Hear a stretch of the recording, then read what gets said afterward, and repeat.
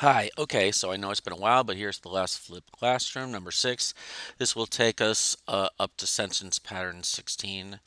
This session has 14, 15, and 16. So here is 14, pattern 14. It's an interrupting modifier between the subject and the verb. It's generally not a good idea to put too much in between the subject and the verb, but occasionally it can be great. Here, your choices are separating it with commas, with dashes, or with parentheses. Now, the commas and the dashes function more or less the same, although the commas are more formal, or the dashes are a little bit more informal. And you would use the parentheses if you wanted a modifier that whispers. In other words, more subtle. A small drop of ink falling like dew upon a thought can make millions think.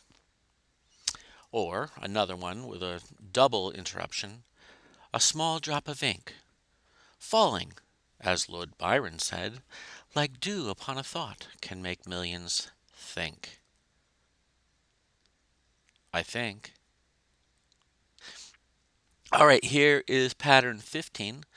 This continues the what? This continues the interruptions, and in this case, you have a full sentence. Could be a question, could be a statement. Full sentence within uh, as an interrupting modifier. Now, it can come between the subject and the verb. It doesn't have to necessarily. It can come at any place. This time, you would want to separate it with either the dashes or parentheses. Commas would make it, I mean, commas would suggest a lack of knowledge of understanding the boundaries of a sentence. So, for example, Juliet's famous question early in the balcony scene, she asks, "Wherefore art thou Romeo?" Is often misunderstood. She meant not where, but why. In this case, the interruption early in the balcony scene, she asks, "Wherefore art thou Romeo?" That is a complete thought, and it's a full sentence. Another example: Narcissus ignored Echo so completely. How could he? She was such a lovely nymph that she just faded away. In this case, within the parentheses, I have two full sentences, a question and an exclamation, both interrupting the overall sentence that says Narcissus echoed Echo so completely that she just faded away. And our last, oh, one more example here. One of Thoreau's most famous analogies. If a man does not keep pace with his companions, perhaps it is because he hears a different drummer. Let him step to the music he hears, however measured or far away.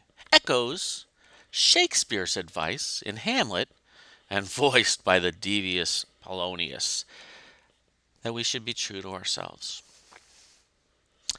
And on to our final pattern. Oh, I lied. Final pattern is actually a whole series. I'd like you to write at least two of these paired constructions that are the model for pattern 16.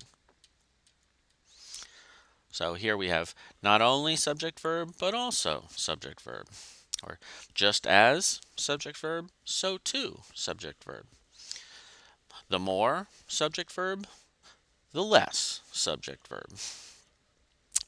And examples: just as slavery divided the North and South, so too did the Indian wars of the 19th century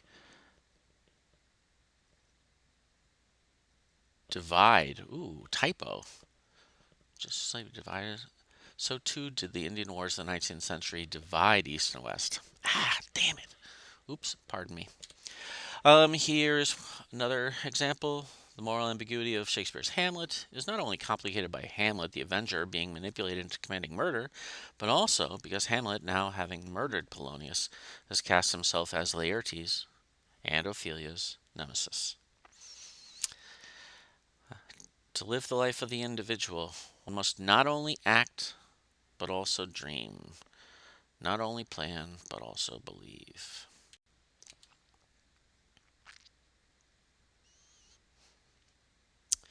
There's Hamlet considering that one.